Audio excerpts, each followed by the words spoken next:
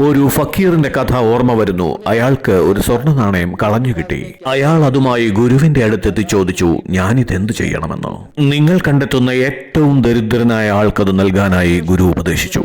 പക്ഷേ കുറച്ചെന്തെങ്കിലുമൊക്കെ സ്വന്തമായുള്ളവരെ അല്ലാതെ ആരെയും അയാൾക്ക് കണ്ടെത്താനായില്ല. അയാൾ അന്വേഷിച്ചുകൊണ്ടേയിരുന്നു. അങ്ങനെ അയാൾ ഒരു രാജ്യത്ത് ചെന്നുപെട്ടു. അവിടെ 1000 ആനകളുടെ അകമ്പടിയോടെ, അതിൽ തന്നെ 100 ആനകളെ സ്വർണ്ണ വേഷഭൂഷാദികൾ അണിയിച്ച് രത്നങ്ങളാൽ അലങ്കരിക്കപ്പെട്ട മറ്റൊരാനപ്പുറത്ത് സർവാഭരണ വിഭൂഷിതനായി എഴുന്നള്ളുന്ന സുന്ദരനായ ഒരു വ്യക്തിയെ കണ്ടു.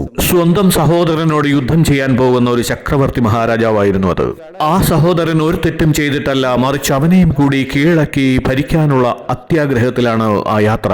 ഫക്കീറിന് കാര്യം മനസ്സിലായി. അയാൾ തന്റെ കയ്യിലുണ്ടായിരുന്ന സ്വർണ്ണ നാണയം ആ ചക്രവർത്തിക്ക് സമ്മാനിച്ചു. ഏറ്റവും ദരിദ്രനായ ആൾക്ക് നൽകാനുള്ള ഗുരുവിന്റെ ഉപദേശമനുസരിച്ചാണ് ഇതെന്ന് കേട്ട രാജാവ് ചോദിച്ചു. രാജാവ് ആശ്ചര്യത്തോടെ ചോദിച്ചു, 1000 ആനകളുടെ അകമ്പടിയോടുകൂടി വരുന്ന ഞാൻ ദരിദ്രനോ എന്ന്. അല്ലയോ രാജാവേ, ഞാൻ മനസ്സിന്റെ ദാരിദ്ര്യത്തെക്കുറിച്ച്, ആത്മാവിന്റെ ശൂന്യതയെക്കുറിച്ചാണ് പറയുന്നത്. ഇന്ന് ആത്മശൂന്യരായ, ഹൃദയശൂന്യരായ ആളുകളാണ് ഇവിടെയും. സ്നേഹമില്ല, സൗഖ്യമില്ല, സൗഹൃദമില്ല, പരസ്പര വിശ്വാസമില്ല.